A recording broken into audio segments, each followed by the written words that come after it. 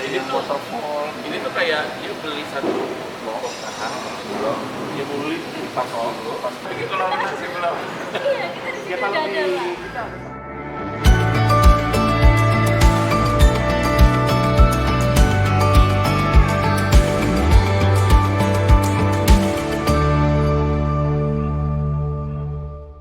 Halo Stone Enthusiast, senang sekali saya Alex dapat menjumpai Anda dalam program Talks kali ini. Nah, dalam program kali ini kita mendatangkan seorang narasumber yang pengalamannya ini boleh dikatakan sangat-sangat luas. Bukan hanya beliau memang profesional di bidangnya sebagai seorang arsitek, beliau juga bahkan pernah menjadi seorang host sebuah program TV yang mengulas tentang desain.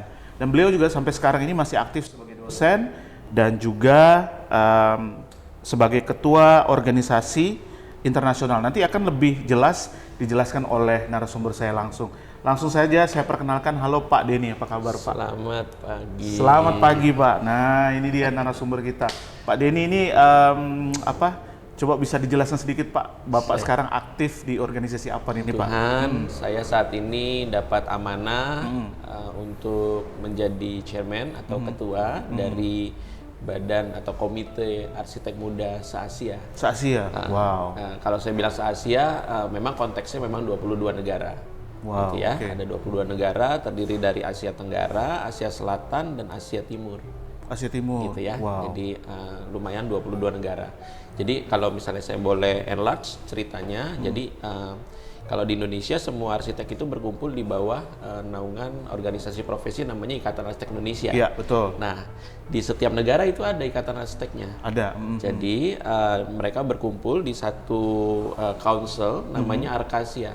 Regional Council of Asia, Architect Regional Council of Asia. Yeah. Nah itu anggotanya 22 negara. Nah ada 5 hal di situ yang diurus. Salah satunya adalah bagaimana arsitek muda di setiap negara itu berkembang. Oh, Nah puji Tuhan kali ini ketuanya adalah seorang anak Indonesia namanya arsitek Denny Setiawan. Oh, oke, mantap sekali. Pak, itu 5 hal yang berkembang itu maksudnya dalam aspek apa aja? Jadi ada 5 hal di sana arsitek muda diurus, lalu professional practice, bagaimana arsitek bekerja dan beroperasi begitu di wilayah Arkasia, lalu kemudian ada green and sustainable. Karena ini jadi pesan isu itu global memang ya. tetap harus dibawa ya. Betul, karena kami juga sebenarnya target kami adalah untuk mencapai Sustainable Development Goal oleh UN, gitu ya. Lalu kemudian selain itu ada CSR. CSR juga. CSR, karena penting menarik. nih, karena setiap ada bencana gitu ya, yang paling rusak adalah arsitekturnya. Betul. Dan yang terakhir adalah pendidikan arsitektur. Pendidikan arsitektur. Pendidikan arsitektur penting karena bagaimanapun arsitektur itu adalah ilmu yang harus terus berkembang dan kita perlu jaga kualitasnya gitu. Jadi kita perlu sekali menjaga kualitas orang-orang yang akan menyebut diri arsitek gitu. Jadi ada 5 hal itu yang diurus oleh Arkasia dan saya bersyukurlah saya bisa menjadi salah satu chairman untuk membidani arsitek muda. Oke. Nah ini menarik teman-teman viewers atau Stone Enthusiast karena nanti kita akan kupas lebih dalam tentang bagaimana peran Pak Denny untuk arsitek muda Indonesia ya. Karena peran beliau ini kan untuk wilayah Asia ini sangat-sangat berpengaruh. Nah tapi kita mungkin akan bahas topik-topik yang umum dulu karena memang beliau ini profesional di bidang arsitek. Seperti tadi saya juga sempat singgung, beliau pernah bahkan memandu sebuah acara televisi, program TV yang membicarakan tentang desain ya kan Pak. Kemudian juga sampai sekarang masih aktif sebagai dosen kan Pak ya? Saya dosen, memang acaranya sudah nggak terlalu jalan gitu ya. Sudah kayak saya ada di sana tuh 28 episode cerita tentang desain restoran. Desain restoran. Jadi tiap hari tertentu gitu ya, habis ngedesain atau habis komentar gitu kita makan di situ. Jadi senang sekali. Tapi di beberapa kesempatan saya juga masih jadi narasumber untuk beberapa website, termasuk ada portal berita juga. Terakhir juga senang sekali kita diskusi tentang banyak hal tentang arsitektur. Iya, saya lihat juga Bapak jadi pembicara di berbagai event ini sampai ke luar negeri ya. Buat saya sebenarnya arsitektur itu harus jadi barang yang seru diperbincangkan. Jadi nggak cuma politik gitu Iya, ya. betul. Kita bahkan politik sendiri aja sekarang kita bicara juga tentang ruang-ruang publik kita, tentang IKN misalnya. Iya. Nah itu kan arsitektur. Betul, Dan betul. setiap orang harus peduli sekali tentang arsitektur di mana dia tinggal. Gitu. Betul, Makanya saya nggak pernah menolak untuk kita diskusi soal arsitektur yuk. Gitu. Jadi Kayaknya hampir nggak bisa menghindar deh dari setiap sudut. karena kan kita tidak tetap- tinggal di ruang hampa, kita Betul. tinggal di atas sebuah sebuah space yang sebenarnya space, ya. harus kita olah gitu Betul, kan. Dan betul. setiap olahan itu kan butuh arsitek. Betul, betul.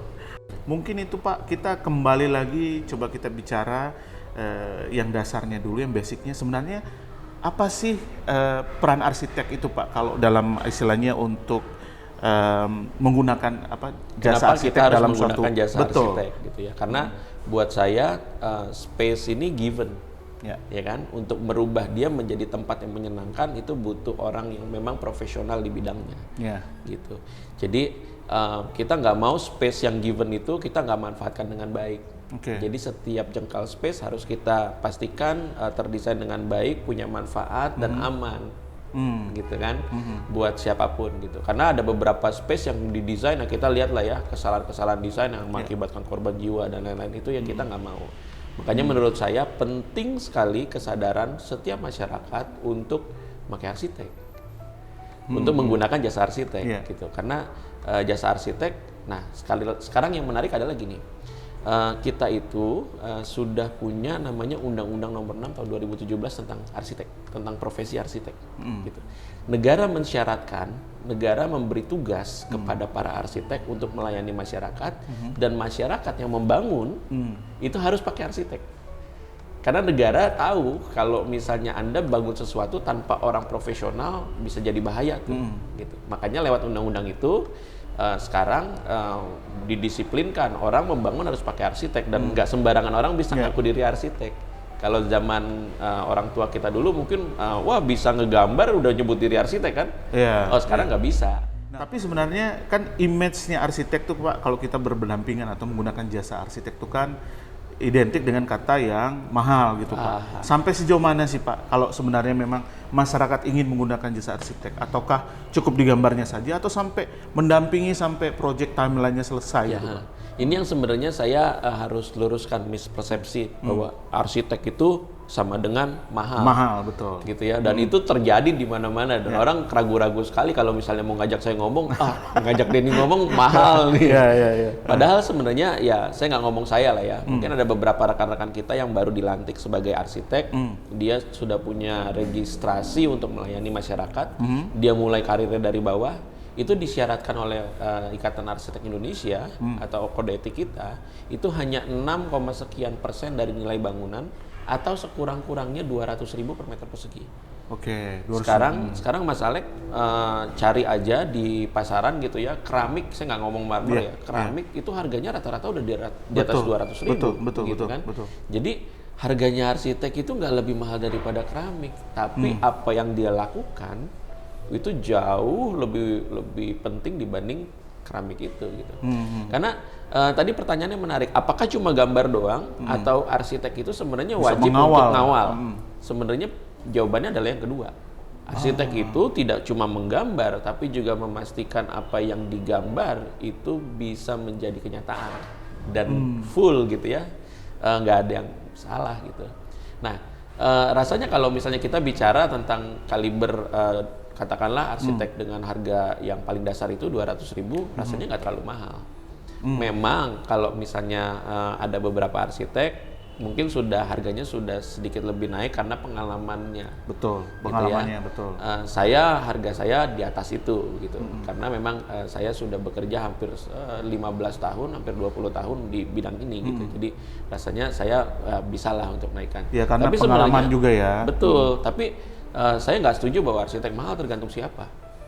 Dan lebih mahal lagi kalau misalnya Anda mendesain sembarangan salah, lalu Anda harus perbaiki kan Perbaiki lagi, ongkosnya betul. lebih gede dibanding Betul. pakai arsitek. Betul, karena kan sering kejadian kita amatiran nih jujur, saya juga sering melihat ada yang membangun tanpa arsitek, cuman ambil ide dari mana gitu, dibikin ternyata salah, dibongkar lagi, bangun lagi, itu kan ongkosnya 2 kali. Itu ongkosnya 2 kali. Dan sekarang tuh waktu pun udah. Saya kenal satu kalangan yang saya sebut sebagai masyarakat Pinterest.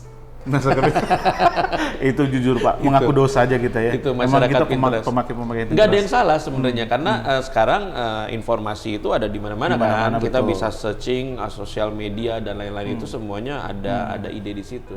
Tapi untuk meramu itu menjadi satu ramuan yang pas, itulah di situ arsitek main. Oke. Gitu. Di Tapi situ kan Bapak kan juga bilang tadi mengawal ya. Mengawal tuh maksudnya Pak dari RAB mungkin ya yang dibuat gitu kan. Itu mengawal sampai pemilihan material gitu ya Pak ya. Rekomendasi seperti itu ya. Saya kawal. Karena ada beberapa kejadian ketika saya lepas kawalan itu pembelian materialnya jadi macam-macam tuh. Nah, begitu jadi kliennya nyesel. Kenapa? Atau si kliennya sendiri yang iseng-iseng gitu. Kadang-kadang malah arsiteknya kemudian disalahin. Kenapa udah tahu jelek kamu nggak bilangin gitu kan? Jadi salah juga. Serba salah juga serba ini salah. Jadi memang kita dari awal saya bilang saya akan kawal sampai pembelian material dan lain-lain kita pilih dan lain-lain. Supaya apa? Supaya ketika selesai puas, saya puas sebagai arsitek, si klien juga puas. Oke, kalau bisa dikatakan, kalau let's say kalau misalnya mau bangun rumah nih Pak, misalnya ya tipe berapa sih paling terkecil? Misalnya kalau untuk yang apa? 36 misalnya. Nah itu Pak, kira-kira nih kalau dari mulai deal dengan arsitek sampai rumah itu selesai, apakah si klien atau customer itu bisa tahu berapa lama itu rumahnya akan selesai? Atau arsitek sudah bisa, oh ini Bu, ini bisa, atau Bapak bisa setahun selesai gitu, atau gimana Pak? Sebenarnya yang menarik dari menggunakan jasa arsitek adalah kita bisa memprediksi segala sesuatu. Jadi termasuk kira-kira berapa lama nih selesainya. Lalu kemudian ketika arsitek mengeluarkan gambar kan dia jadi tahu tuh dia akan spending apa aja. Jadi pengeluarannya jelas tuh. Jelas, betul. Gitu ya. Kalau misalnya kita sporadis, oh kita mau bangun rumah, kita ke toko, kita beli ini, beli itu, beli ini tuh, jangan-jangan nggak kepake. Lalu kemudian ada barang yang sebenarnya nggak butuh, kemahalan dan lain-lain. Itu kan, nah dengan jasa arsitek, Anda bisa dibantu oleh profesional ini untuk, ya udah saya belinya tuh barang-barang yang saya perlukan gitu. Dan timelinenya jelas. Timelinenya jelas. Nah, sebenarnya lebih daripada urusan beli barang ya. Arsitek itu justru malah lebih esensial, dibutuhkan juga untuk mengawasi ketika konstruksi. Karena banyak pengalaman saya, teman-teman masyarakat yang awam, gitu ya, itu nggak tahu sebenarnya baca gambar struktur, besinya berapa dan lain-lain. Nah mereka butuh bantuan profesional untuk melihat tuh apa besi yang digunakan oleh si kontraktor itu benar atau enggak. Nah itu butuh tenaga ahli. Iya betul. Nah di situ arsitek harus lebih banyak masuk di situ gitu. Jadi nggak cuma dia jualan gambar. Nah Mas Alex, seringkali masyarakat melihat bahwa jasa arsitek mahal karena mereka pikir yang dibeli gambar.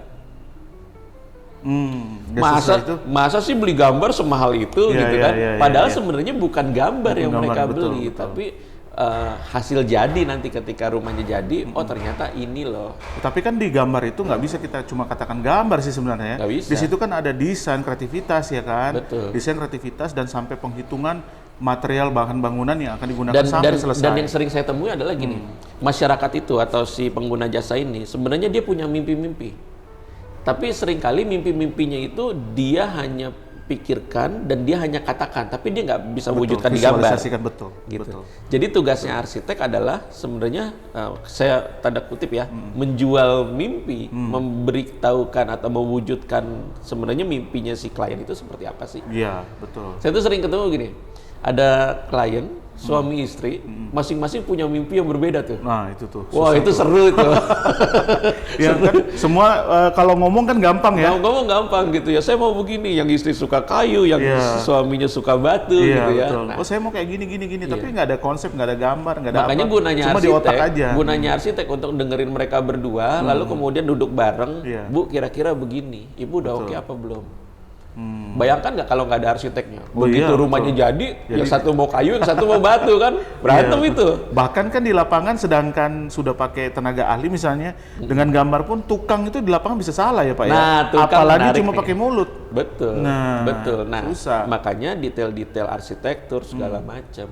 Saya tuh terus terang kalau sebagai arsitek ya, saya mendorong semua arsitek itu nggak cuma jualan gambar. Oke. Tapi mereka mesti full service hingga bangunan itu selesai, they are in charge in them. Wow. Viewers ya, itu kalian dengar sendiri dari pengalamannya Pak Denny. Pak Denny ini udah menghandle project sudah sekian banyak gitu ya. Itu Bapak encourage bahwa seorang arsitek itu kalau bisa ya mengawal sampai selesai ya Pak ya. Tapi buat saya gini, mendesain itu sebagian dari hobi. Jadi saya bersyukur nih, saya hidup di dalam hobi yang dibayar. Dibayar, betul. Gitu ya. Betul. Saya hobi dibayar. Lalu kemudian ngawasin di lapangan, saya suka diskusi sama tukang, lalu kemudian coret-coret di lapangan apa segala macam. Memang yang susah adalah mewujudkan apa yang ada di otaknya si klien menjadi gambar. Betul. Karena itu konsultasi yang makan waktu tuh.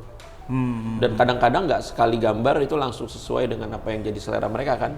Jangankan seorang Pak Denny yang membuat desain gambar yang begitu rumit ya dengan materialnya.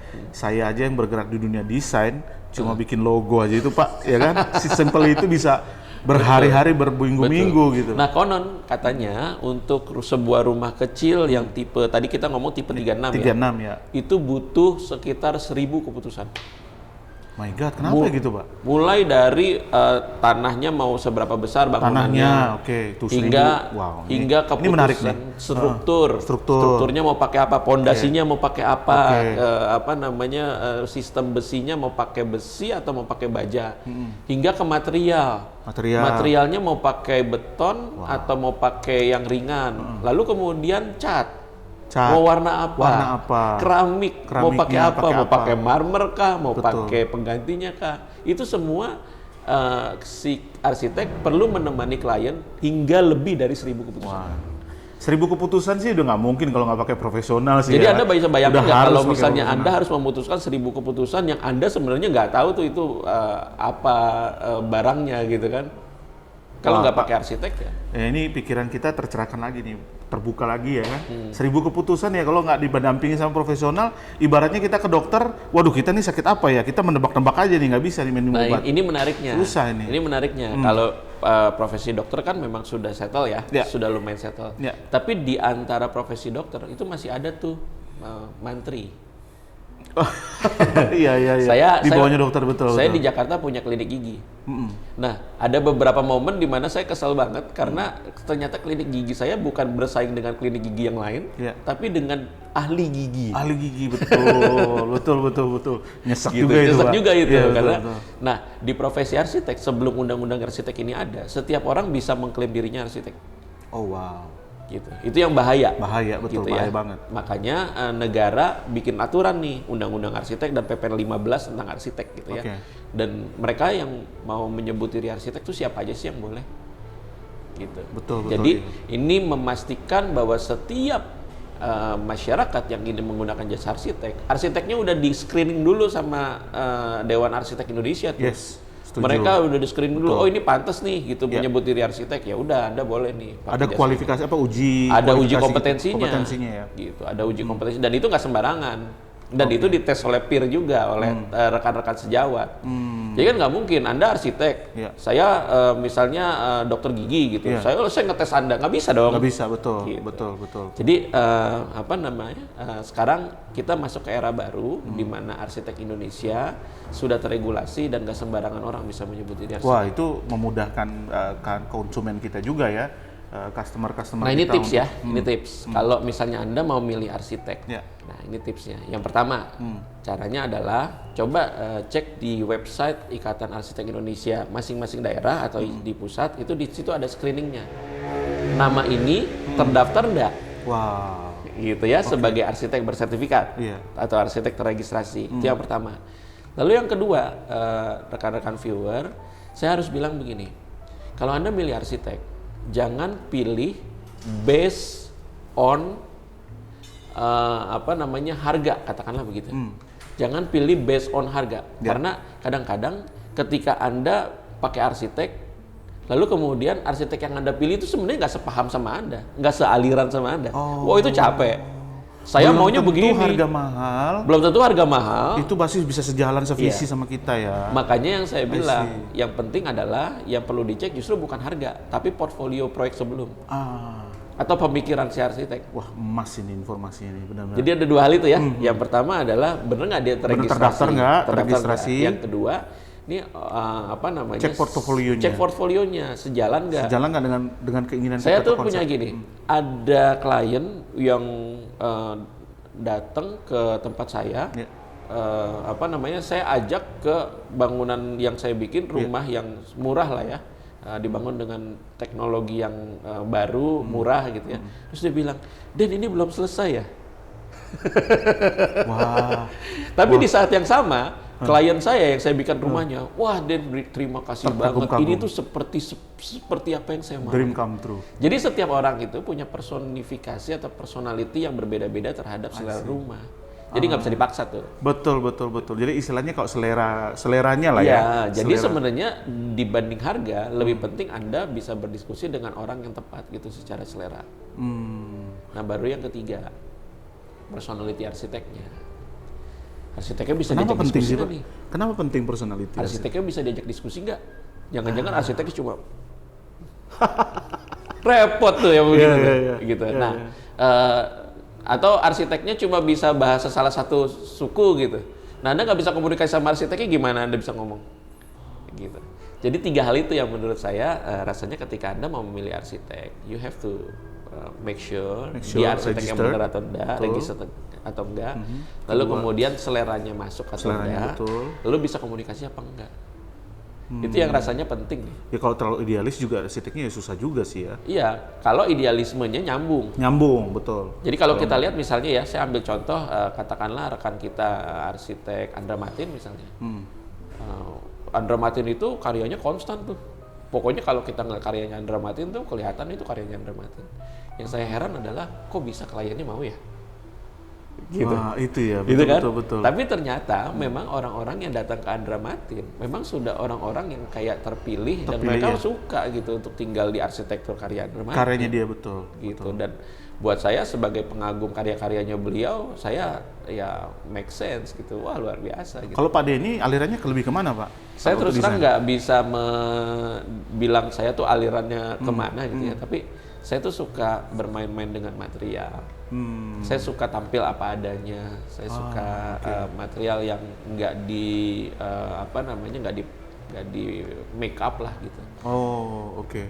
Saya pengen arsitektur yang hadir di zaman ini adalah arsitektur yang kontekstual terhadap zaman. Misalnya dia tidak terlalu besar, tidak terlalu mewah, tidak terlalu banyak ornamen dan lain-lain. Itu yang saya suka gitu. Jadi kalau misalnya ditanya alirannya apa, saya juga nggak tahu sebenarnya. Nggak terlalu idealis gitu, Pak ya? Dibilang nggak terlalu idealis, mungkin saya cukup keras kepala ya untuk beberapa hal. Untuk beberapa hal ya, strict. Misalnya saya harus memastikan setiap ruangan yang saya desain itu punya cahaya. Saya keras kepala untuk itu, gitu. Tapi untuk Den, saya nggak mau nih semen-semen. Saya maunya pakai marmer. Mau bisa nggak? Bisa. Jadi memang buat saya kepentingan klien itu jauh di atas kepentingan saya. Tapi seandainya kepentingan saya, maksudnya saya kalau misalnya ngerjain ini kok kayaknya saya tertekan banget, saya nggak ambil. Gitu sih. Oke, nah kalau bicara itu pengalaman Pak Denny itu pernah nggak menghandle klien yang sangat-sangat rumit dalam selama pengalaman Pak Denny menghandle sebuah proyek? Saya dari setiap proyek saya belajar. Gitu ya, mungkin di awal-awal saya kaget gitu ya ketemu klien-klien yang tadi Mas Alek bilang rumit, tapi semakin kesini kerumitan itu justru menjadi tantangan buat saya, gitu. Jangan-jangan rumit ini karena memang dia perlu dicerahkan untuk banyak hal gitu. Case yang paling ekstrim Ada tiba-tiba dirubah desain atau rubah material atau gimana, Pak? Sebenarnya enggak, kebanyakan begini, klien tuh pengen sekali ngetes. Gitu ya, kalau ruangan saya ini dipakai material A, B atau C itu bagus yang mana? Dan dia nggak pernah punya bayangan visual tuh. Iya, betul. Akibatnya apa? Akibatnya saya mesti lebih rajin untuk bikin 3D simulasi begitu ya. Oh ini pakai ini pakai ini pakai ini. Jadi tapi rata-rata sebenarnya klien itu kalau dia bisa diskusi dengan baik sama arsiteknya, ketemu kok. Intinya diskusi tetap dan komunikasi. Makanya tips yang ketiga tadi, apakah bisa diajak komunikasi? Betul. I see. Betul. Karena buat arsiteknya juga kalau misalnya kliennya nggak bisa diajak komunikasi, kesulitan. Karena kami itu bukan paranormal. Iya, betul. Ya kan, kami tuh benar-benar dari apa yang Anda katakan, apa yang Anda kasih lihat, nah itu yang kami ramu gitu. Bahkan menurut saya kalau misalnya tadi saya sebut sebagai masyarakat Pinterest, nggak ada salahnya juga gitu. Iya. Itu membantu banget gitu. Oh, pilihannya jadi udah jelas nih. Oh, dia ternyata lebih suka. Oh, seleranya ke seperti ini gitu. Untuk referensi saja sih. Untuk Pak, referensi saja. Untuk konsultasi dengan ahlinya yaitu teman-teman arsitek. Nah ini kita baru 20 menit pembicaraan udah banyak informasi-informasi yang daging yang kita terima. Tips memilih arsitek, terus kemudian keuntungan atau misalnya benefit ketika kita membangun suatu project atau rumah bersama dengan arsitek tuh benefitnya apa saja. Nah sekarang kita mau beralih nih karena profesi Pak Denny ini kan tadi ketua arsitek untuk wilayah Asia untuk arsitek muda lah ya. Pak Den, bedanya arsitek di Indonesia dan luar negeri untuk bedanya itu apa sih? Saya sebelum masuk ke situ ya. Jadi saya punya cerita di tahun 2017 kami berpameran Mas Alex di kota Seoul di Korea. Betul. Itu acaranya adalah Union of International Architect Congress. Jadi arsitek dari seluruh dunia itu berkumpul dalam UIA itu mereka lagi kongres, lalu kita bikin pameran. Lalu kemudian ada 57 arsitek Indonesia yang terlibat di situ. Gitu, termasuk karya kami salah satu yang beruntung bisa ikut berpameran di situ, gitu ya. Lalu kemudian ada beberapa rekan asing yang kebetulan saya kenal, lalu kemudian saya ajak ke pameran, ayo lo lihat karya arsitek Indonesia. Lalu mereka ngomel, mereka bilang ini karyanya bagus-bagus ada 57, Anda punya publikasi nggak? Publikasi Anda yang internasional yang bahasa Inggris mana? Wow, gitu ya. Kita diomelin gitu, jadi. Tapi dalam hati kecilnya kita perlu bangga karena sebenarnya mereka mengapresiasi karya-karya kita sebagai karya-karya yang baik, gitu. Nah, yang membedakan justru malah saya bilang di situ, gitu. Kita punya karya bagus-bagus, Jepang punya karya bagus-bagus, tapi Jepang publikasinya baik, kita belum baik. Jadi mudah-mudahan ke depan kita akan mendorong lagi publikasi-publikasi arsitektur yang sebenarnya dulu kita punya banyak dan bagus-bagus supaya nggak mati suri. Kita dorong lagi publikasi itu supaya bisa jadi.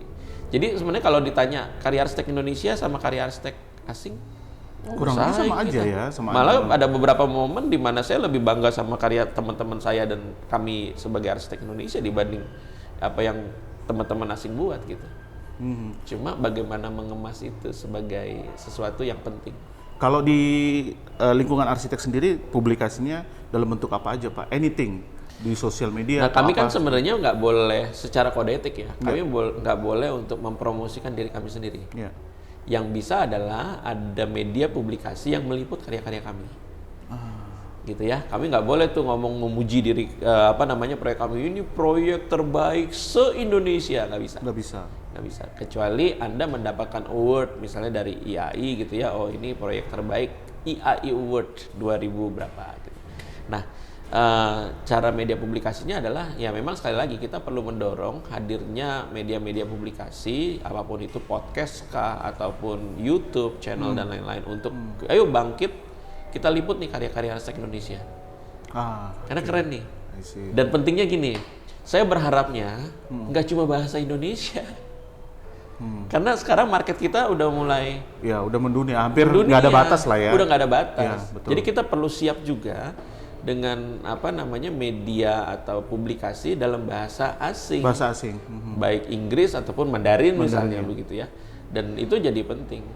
Oke Pak Den, seberapa pentingnya sih sampai dibentuk suatu wadah untuk arsitek muda? Kenapa itu Pak?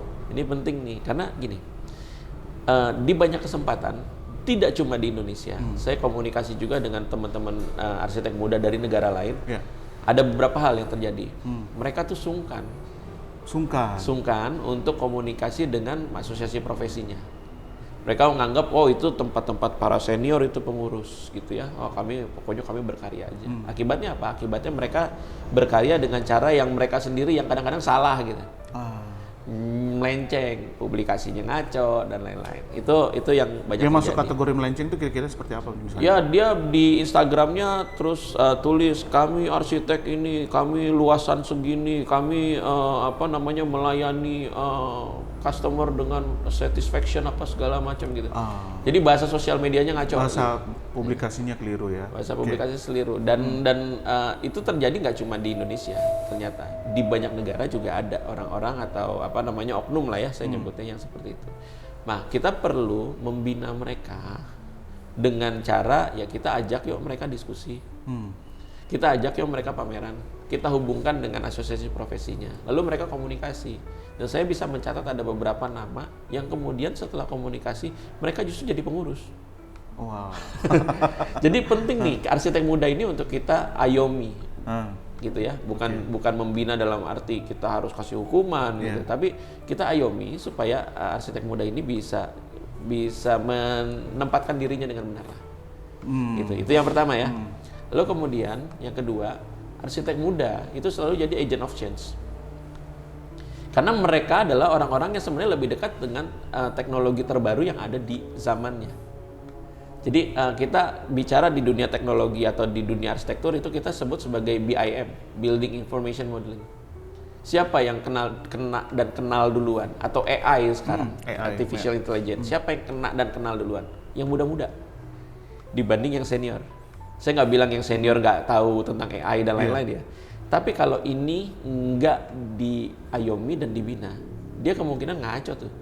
Malah keluar batas ya. Keluar batas. Gitu. Makanya kita perlu duduk bareng-bareng, terus kita sambungkan dengan yang senior, yuk kita duduk yuk bareng-bareng. Bahkan mereka mungkin nggak sadar udah keluar dari kode etik jadinya. Betul. Dan yang terakhir adalah kesempatan promosi. Karena saya ngelihat kode etik arsitek di negara manapun sebenarnya mereka memang tidak boleh berpromosi. Nah kita harus berpromosi sama-sama dengan cara yang legal. Misalnya apa? Pameran. Makanya saya mendorong di periode saya 2 tahun ke depan, ini saya pengen banget di Indonesia masing-masing provinsi itu punya pameran arsitek muda. Oke. Gitu. Supaya orang memilih arsitek nggak cuma dari harga lagi tadi saya bilang, tapi dari pemikiran. Nah, gimana cara tahu pemikirannya kalau dia nggak pada pameran? Betul. Gitu. Jadi kita dorong supaya ada pameran-pameran terjadi di Indonesia, lalu kemudian kita ekspor ke luar negeri. Dan arsitek yang dari luar negeri juga rasanya butuh exposure. Oh, saya arsitek dengan pameran di luar negeri. Pameran di Indonesia. Gitu. Selain goals tadi, kalau memang Bapak mau teman-teman arsitek muda itu buat suatu kegiatan pameran, dari segi edukasi, goals ada nggak program atau target tertentu yang Pak Denny coba buat gitu untuk Indonesia? Untuk Indonesia ya. Untuk Indonesia, saya kepengen selama periode saya ada 10 pameran arsitek muda di Indonesia regional, gitu ya. Itu terjadi di Indonesia dan saya sudah dapat 3 sekarang, masih kurang 7 lagi nih pameran, gitu ya. Nah, dari 10 itu saya kepengen dipamerkan di acara terbesarnya Ikatan Arsitek Indonesia namanya ArsID. Target saya akan punya buku 100 arsitek muda di Indonesia dan karyanya. Mantap sekali. Jadi kalau orang mau cari arsitek muda ya lihat aja buku itu gitu. Karena saya belajar dari Malaysia, Mas Alex. Di Malaysia tuh mereka punya 40 under 40. 40 arsitek muda di bawah 40 tahun. Gitu. Nah, kalau Malaysia punya 40 under 40, masa kita nggak punya sih 100 arsitek muda di Indonesia? Kan harusnya punya. Harus punya, ya betul. Dan menurut saya gampang lah itu untuk nyari mereka yang sebenarnya punya karya baik untuk bisa berpameran. Cuma yang jadi masalah, sungkan, saya mah siapa tuh gitu. Nah itu tuh mental block itu tuh yang saya mau bongkar. Saya kepengen ngelihat arsitek muda, misalnya dari Banjarmasin atau dari Pematang Siantar begitu. Itu pamerannya mesti di Jepang itu. Iya kan? Iya. Jangan kita terpesona sama arsitek Jepang terus udah gitu kita wah keren nih. Enggak, kita arsitek muda Indonesia harus pamerannya di Jepang gitu. Supaya kita punya kesejajaran duduk sama rendah, berdiri sama tinggi dong dengan arsitek lain. Berarti kalau memang mindsetnya orang masih ada beberapa, nggak semua ya, istilahnya mengidolakan atau ya mengidolakan untuk arsitek-arsitek di luar. Sebenarnya dari gaya desain arsitek kita tuh yang di Indonesia dengan yang di luar negeri, bedanya apa sih Pak? Ada bedanya ke apa? Indonesia lebih banyak culture-nya atau negara-negara lain justru culture-nya lebih kental. Saya nggak pernah menyalahkan orang yang punya idola, karena saya juga punya idola arsitek Jepang. Saya suka banget sama karyanya Tadao Ando gitu ya, karena pemikirannya luar biasa, atau Kengo Kuma, atau Toyo Ito gitu ya. Cuma memang buat saya pribadi, arsitektur itu harus hadir menjawab konteks. Dan konteksnya nggak bisa yang kita jawab konteks Jepang kalau misalnya kita mau desain di Indonesia. Jadi yang harus kita jawab adalah konteks Indonesia. Apa sih konteks Indonesia? Iklim tropis. Lalu kemudian potensinya apa? Potensinya tumbuhan, tanaman. Potensinya apa? Ikan, misalnya gitu ya. Lalu kelemahannya apa lagi? Nyamuk, kelemahan di Indonesia tuh gitu. Nah itu yang perlu kita jawab. Jadi kalau misalnya ditanya apa sih perbedaan karakteristik antara arsitektur Jepang sama arsitektur Indonesia, ya jelas beda. Karena mereka 4 musim, kita 2 musim. Tantangannya pun beda. Tantangannya mereka dingin gitu ya. Tantangan kita panas justru. Nah itu yang membuat arsitektur kita mungkin berbeda dengan Vietnam, berbeda dengan Jepang, China, Mongolia. Ya kayak di sini kan nggak ada suhu dingin di bawah nol kan. Saya kemarin tahun kemarin saya beruntung ke Ulaanbaatar, Mongolia. Lalu saya diajak untuk masuk ke rumah-rumah tradisional mereka, namanya ger. Ger tuh kayak tenda. Kayak tenda ya. Mongolia itu ya, rumah Mongol itu ya. Buat kita ya aneh gitu ya, ke rumah begini gitu. Tapi buat mereka itu yang mereka butuhkan. Jangan-jangan mereka melihat rumah-rumah kita tuh berbeda. Malah aneh justru. Malah aneh gitu kan. Sebaliknya. Kok rumah pakai kayu gitu. Oh ternyata memang ada fungsinya. Jadi rasanya kekayaan berpikir itu yang perlu kita olah sebagai arsitek-arsitek di Indonesia. Termasuk Mas Alex tentang material Mas. Saya perlu ngomong tentang material. Misalnya gini, kita tuh perlu sebenarnya melis sebenarnya lokalitas kita, material-material apa yang ada. Oke, list material lokal gitu gitu ya. Dan kita belajar untuk menjadi master di situ gitu. Karena jadi tuan rumah. Bata misalnya. Mas Andi Rahman udah mempraktekkan itu Bata gitu misalnya. Atau kita juga misalnya punya marmer-marmer lokal yang kita bisa perlu, gimana nih caranya marmer lokal walaupun harganya kurang nggak terlalu mahal, tapi kita bikin mewah, stand out. Nah itu yang sebenarnya kita perlu olah. Rasanya dengan dukungan dari berbagai pihak untuk arsitek muda ataupun senior gitu ya di Indonesia, harusnya kita bisa tuh mencapai itu.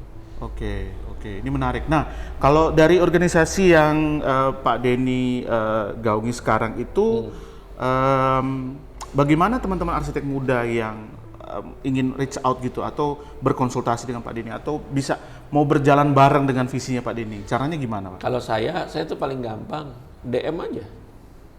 Instagram gitu. Iya sih, asli sih, emang benar Pak Denny ini responsif banget. Emer Denny Setiawan pasti saya jawab kok. Gitu. Betul.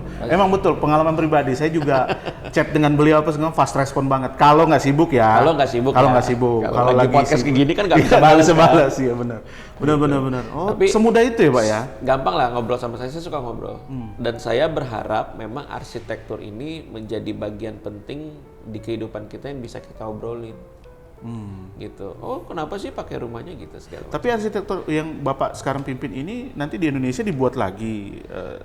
Kami kan anggotanya anggota, atau gimana? Enggak, kami kan memang IAI itu adalah anggota daripada member dari Arkasia. Jadi memang ratifikasi kegiatan yang dilakukan oleh Arkasia itu IAI harus lakukan.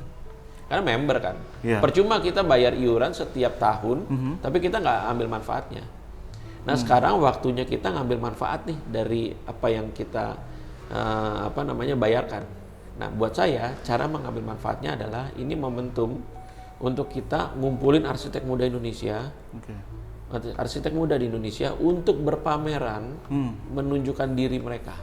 Wah mantep ini, gitu gak ya? Sabar pengen lihatnya ini. Nah saya selalu bilang gini, jangan karena Anda arsitek dari Majene, misalnya saya ambil contoh Majene ya, lalu Anda berpikir saya mah Majene gitu ya, bukan anak Jakarta. Enggak. Anda dari Majene, tapi pameran Anda di Thailand. Internasional dong. Gitu. Nah itu yang saya mau gitu. Dan itu nggak melanggar etik. Gitu. Jadi kita perlu mengambil porsi yang benar, bagaimana caranya kita berpromosi. Ya masa iya pamerannya di Thailand tapi Anda dibayar di bawah rata-rata harga arsitek, kan nggak begitu dong. Iya. Jadi itu kan salah satu upscaling juga Pak ya. Itu cara kita upscaling dengan cara yang benar menurut saya. Dan itu media promosi itu harusnya Arkasia Kompetitor yang arsitek itu hadir di situ untuk membantu. Gitu. Jadi visi saya untuk mengkonekkan, menjadi bridge jembatan gitu ya untuk semua arsitek muda, tidak hanya di Indonesia, untuk upscaling dengan cara yang baik. Ini, aduh, banyak sekali sebenarnya yang pengen saya tanya, tapi nggak terasa Pak, kita udah 40 menit loh ngomong.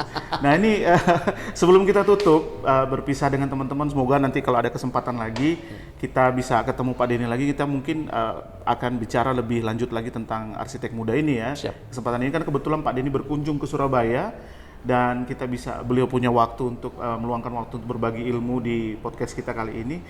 Pesan Pak untuk teman-teman arsitek muda di Indonesia ini kira-kira apa di tahun 2024 dan selanjutnya? Wah, ya sebenarnya klasik ya.